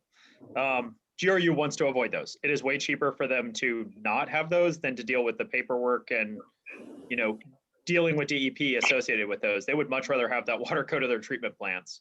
the developers are the ones that can quite often cause spilling. So, that's the what? I'm sorry? The developers. I mean, the last one was a developer caused one. They just didn't get, the information where the pipes were, right? Yeah, I mean, yeah, that can happen. There's a variety of reasons that they happen, but I mean, I can't think of any city that is going to go out of their way to not deal with a problem that they know, because DEP may be lenient the first time. If you have the same problem a couple times, they are no longer lenient and they will fine you substantially for that. So no, I don't think so. I mean, the Hogtown Basin is the other main basin where I think you would expect to have that. There, as far as I know, there aren't other large sinks that are, I mean, there is some literally base, probably a significant portion of the base flow in Hogtown Creek is septic tank base flow. So you would capture a lot of pathogens literally just from septic tanks in Hogtown Creek. So that's one other thing to keep in mind. Yeah. So I have a technical question, I guess. Actually, I worked for ABC Research and we did a lot of water testing, and I did the micro testing for them, so the microbiology. So I'm also a little bit, like Scott said, pathogens is coliforms, and Scott, you probably are much more versed at this than I am, because it's been a while since I worked for ABC Research. But pathogens, I mean, water is not being tested for, a lot of pathogens typically. It's coliforms, and then in Europe it was Clostridium, and I forget what else we tested, like 3 bacterial groups. So what kind of pathogens are you thinking of, David? Actually, for what it's worth, the testing that I would recommend would be just for what Scott said, sucralose, or there's a couple of other, substances I'm aware of that I use, but sucralose is probably the most broadly, used. So, I mean, that's going to tell you more than anything, about where the source of of those pathogens are. And if they're human pathogens, that's what's going to show up in there. And then you can do another test if you want to determine the level that you're going in. But, if there really is no danger or no damage from no matter what amount of pollutants that go down in the sink, then perhaps it's, it's not worth testing. Is that what you're saying, Scott? Maybe not that there's no danger. I mean, the pathogen risk is probably pretty low. The studies that have been done on pathogens, they are very effectively removed in the aquifer. And I'm sure that's from a combination of just very inhospitable conditions and physical filtration moving through the matrix that is, the aquifer. There's long residence times. There's, very little organic carbon in the aquifer. So it's probably a combination of all of those things, but the risk from pathogens, based on everything I know and have heard and have read, it's exceedingly low from the standpoint of water moving through the aquifer. I'm sure, there could be a risk, I guess, if you had water going directly into a large cave system that immediately came back out into either someone's well or into a spring or something like that. That's my primary concern. So. Yeah, I mean, I think the risk probably associated with septic tanks is much higher in Gainesville. Okay. Because that's like a constant base flow. Their septic tanks do not remove all the pathogens. So I mean, it would be interesting. I would have to imagine Alachua County has done sampling at different points on their creeks and looked at pathogens, and I'm sure they have found them when they have looked. Well, what about, are there any, just as a curiosity, you think there's any toxic chemicals that show up in our sewage system time to time, or are there any, I mean, the levels of nutrients obviously will be quite high, but I'm not. Toxic, I mean, toxic is tricky, right? Everything is toxic at some concentration pretty much. Gainesville is not a extremely industrial city. So from that standpoint, I don't think there are a huge number of industrial users that contribute wastewater as a proportion of the flow rates that they get at wastewater treatment plants. That being said, obviously there are some toxic chemicals, and we're finding that new chemicals are toxic every day. As more research is done, we find out more and more things are toxic. There is absolutely lead, at very low levels in water systems. There is arsenic at very low levels. Like those, there are standards for all of those. So, I mean, I wouldn't say that they are not present. They definitely shouldn't be. And GRU typically has, good water quality. So for both their water and their wastewater. So I don't think you would see those at levels that would be above standards, I guess is maybe. Okay. I know I'm caveating that a bit. So. Gotcha. Okay. Well, I mean, that I've done my bit. I brought it forth. We've discussed it, and I think learned quite a bit. At least I have learned quite a bit about what is and what isn't a problem. So I don't know where we want to go from here with it, if anywhere. Nisha, back to you on this. I'm done. Okay. Yeah, go ahead, Mark. Stacy and Greg Owen, who are on staff there, I mean, they are in the process of actually updating some agreements with GRU about testing. And she said that actually the timing would work out well, that they could give a presentation at the next workshop next month, just to kind of update where that coordination is going. As y'all can imagine, funding is a big issue about testing. That is part of the reason why EPD has been really, they do test, not necessarily, they test creek systems. They don't necessarily pull samples that GRU does. The degree, like Scott had mentioned, the pathogens, that's not high on their priority list. I'm sure they'll probably test periodically or send that out. As y'all probably, coliform is the biggest, issue, concern within Gainesville, and particularly consider the northwest part of the city / county was the last to develop, and actually more rapidly developed than the ability for GRU to run wastewater lines up there. There's a higher percentage of residences that are on septic in that area, and therefore Possum Creek, Forest Creek, Three Fingers, and of course Hogtown Creek all have high coliform levels. So, I mean, as GRU is replacing lines, and they're actually just in the last few years been putting more emphasis on slip lining existing lines that are crossing, just because the layout of all the lowest point of the topography, most of the wastewater lines run along the Hogtown Creek floodplain and cross the creek at a lot of locations. I mean, most every park that you visit, Loblolly, Ring Park, I mean, you'll see wastewater lines crossing the creek. Nobody likes that, it's unfortunate that that's the case. And they're doing their best to try to replace those lines when they get to a point where they can't slip line, that they're so corroded that you just can't put enough Band-Aids on those. And so those are the ones that they're putting more money and effort toward replacing. They just replaced a major line in Loblolly Park last year that they had a couple spills back to back within a week that the contractor goofed. And it's one thing to goof once, but it's another thing to goof a week later, and it put us at EPD. At the same time, they had a lift station breakdown off of Archer Road, and I was involved in all three of those situations.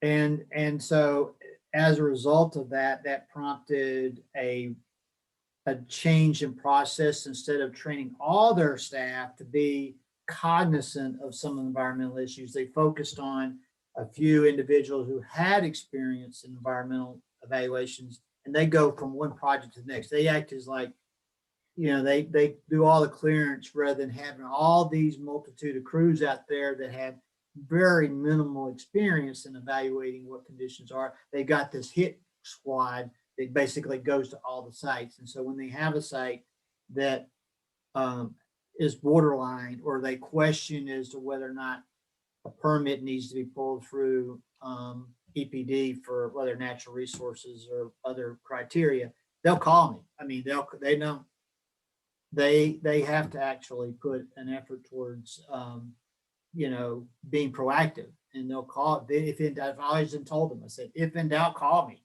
It's not like we're going to work with them. We don't want to get a reactive situation. And so yeah, I'll get usually 1 or 2 calls a month from staff to go look at the site, or I'd send one of my staff out to look at something. So but as far as the testing issue, that is something that is being discussed now, and I said Stacy's willing to come talk to y'all next month to address that, and any other issues that you may want to ask about water or wastewater that she could provide some input on. And I agree with David's comment about a representative from GRU would be welcome and could, but at the same time, they're going to give you the same, as David indicated, their same ballywick. We're doing what we can, and I don't know that that's necessarily you're going to hear anything you haven't heard before. So, but they'll be glad. We can invite them if you want. Jennifer McElroy does most of their public presentations. So but it's up to you. On both cases, whether Stacy, you want Stacy, and if you want Jennifer or somebody else as well from GRU, but I think realistically, most of the stuff that Jennifer could address, Stacy could do as well, because she works with them on a routine basis. So it's up to you. And I think if there are things, developments there with respect to the testing and whatnot that that EPD is undergoing right now, it would be worthwhile to hear about it. Yeah, definitely. So why don't we go ahead and get Stacy for next month if she's Okay, available. I'll tell her, and she'll put together a PowerPoint, for it, so. Okay. Perfect. And then if there's anything else, that I guess my feeling is we leave it up to her to some extent to if she feels like there's anything else worth updating us on with respect to wastewater and.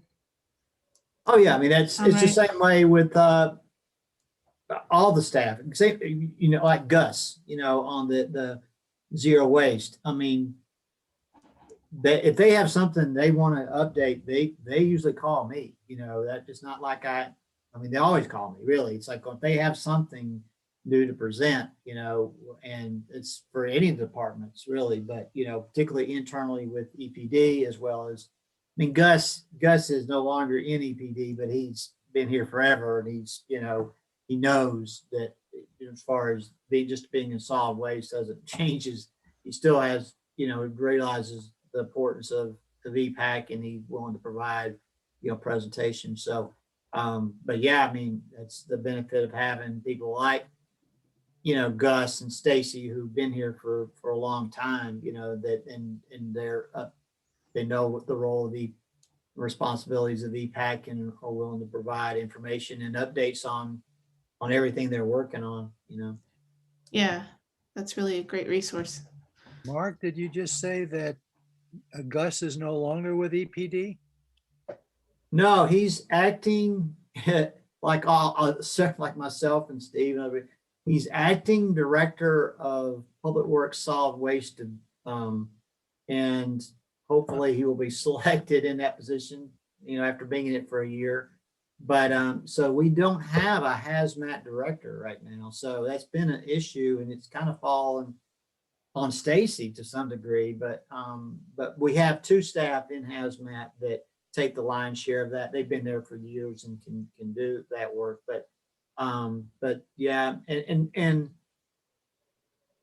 Gus has kept, for the most part, review of Cabot because he has so many years vested in it. So when they get to a point where they can provide an update on remediation activities up there, he'll be glad to come in and talk.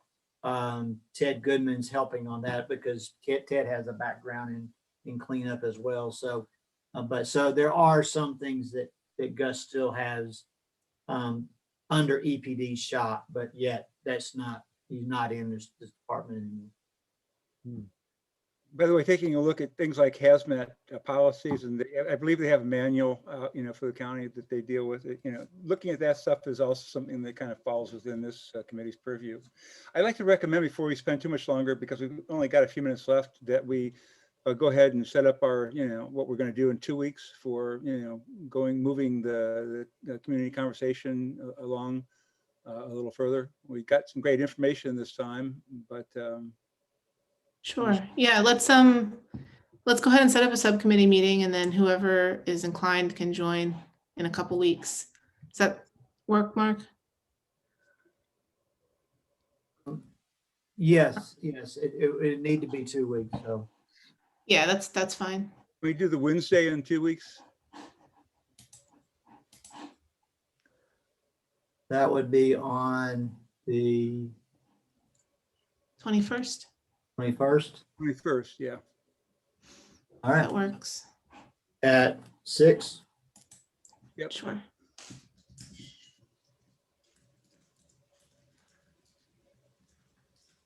Thank you, David, for reminding us of that. I almost forgot. I think I we may, make the I most may not progress. be able to make that. I've got another 6 o'clock, but I'll see how it all works out. It's 2 weeks down the road. But We- I may miss the meeting. I'm willing to do it earlier or another day as well if you want that flexibility, George.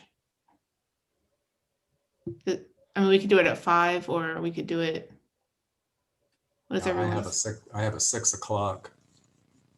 But you know, I'm just one person, so if everybody else can make it, that's.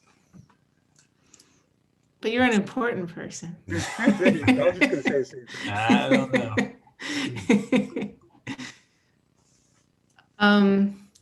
I mean, what is everybody's thoughts about doing it? If we did it at 5, George, would you be able to pop in potentially? Or I'd is be that able 6? to- Yeah, I'd be able to go from 5 to 6 for sure. Is that okay with everyone if we did it a little earlier? Works for me. Okay, why don't we just set it for 5 then? And the last meeting, by the way, everybody, we only took a half an hour, right? We were pretty efficient with our time. So that is encouraging if anybody wants to hop in that didn't last time. Although if more people hop in, it might make the meeting longer, so who knows? Can I'm you trying to tell think me if the we- date again, please? What's the date?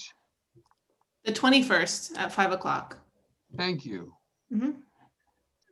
Can I also suggest that we have a list of items we're going to look at, but I'm curious if anyone found the site, the project drawdown to be of any value in helping to, you know, get some more ideas for the, you know, for those talks. Oh, yeah. I mean, I think I referenced that site with respect to something else that we were discussing, or with respect to climate change, but I definitely like that site a lot. Yeah, I think it's really, because it has, you know, it has numbers attached to all of the different solutions, and it gives a good, I think, overview of potential like things that can, you know, can be implemented with, you know, different levels of infrastructure or, And you know, cost. political will and costs and stuff. Yeah. What I liked about it was that, you know, that you could go through and you could say, okay, this is how much this is going to cost. But it was on a big scale. We have to break that down on local scales, you know, to scale it down and see what would be useful. But the other thing to remember is that in most cases that I looked at, while even those that saved a tremendous amount of money, usually the people that saved the money weren't the same ones who were paying the taxes. They were different, you know, people. So, you know, I'd like to find a way to shift that to some extent. If people are, you know, paying for fixes, they should be able to get some advantage, you know, back from that as well. But at any rate, perhaps that's homework, just to see if we can all look at those numbers and see if we can analyze them a little bit and come up with a way of making them a little more beneficial or fair, you know, for everyone across, you know, the entire community. Yeah. I just like to point something out that on that date, the 21st, from noon to 3 p.m., talking about the irrigation footprint in residential areas, they're going to be talking about that. Isn't that something many of us would go to as well? Sure. Who's talking? You know, that guy who did the presentation about the environment in terms of using less water, and didn't he present to this group? I don't know who he is. I'll have to dig his name up. Okay. David, if you can find the information for that and forward it, send it to Mark, and then he can pass it on to us. Because yeah, I think we Okay. would be Oh, I interested in sent that. you, I sent it to all Oh, y'all. you did? I was Okay. the one, yeah, sent the notice out on that. And Is that and just the for, Climate Week thing? no, this was like last week, I guess. Oh, okay. It was on, yeah, it was last week on footprint of irrigation or something. It was a public notification from the Okay. county. And I looked at this Climate Week thing, and y'all might want to look at that. I mean, there's 70 different speakers there, and they have their bios a little bit. So, I mean, there may be certain individuals there that you want, and most of them are in Florida, that might have, you know, some interest that in terms of you're looking for potential future speakers for the forum.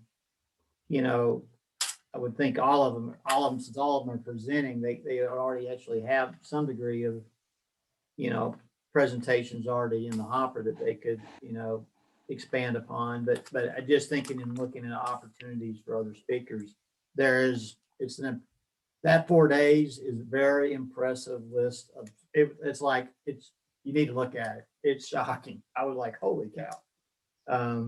But It's free, correct? and it's free. So, I mean, you register and you just register for which presentations you want to watch, or you watch all of them. But I mean, it's 4 days in a row of, it's quite an impressive itinerary. Yeah, I just pulled it up before the meeting, but I haven't had a chance to look, but it looks like there's, it's gonna cover like the gamut of topics, and thank you for passing it on. Like, it's definitely looks like something that, time permitting, I'll definitely attend a few. Free is my favorite cost. Right. Okay, and what I'll also do before our next subcommittee meeting is just I'll send Mark just a summary, because I don't think anybody took minutes for the subcommittee meeting, but just a little like recap of the topics that we had settled on, so that everybody can have a chance to review those, and if you have any new insights, or if anything's become more clear as far as where we should go in terms of speakers and whatnot for each of those topics, we can continue that conversation in a couple weeks. Anything else? Is there anything else on the agenda? Okay, well, if there's no other questions or comments, we're at 8:01, so we can adjourn, and everybody have a good night. Two. Everyone. Two. Good night. Night.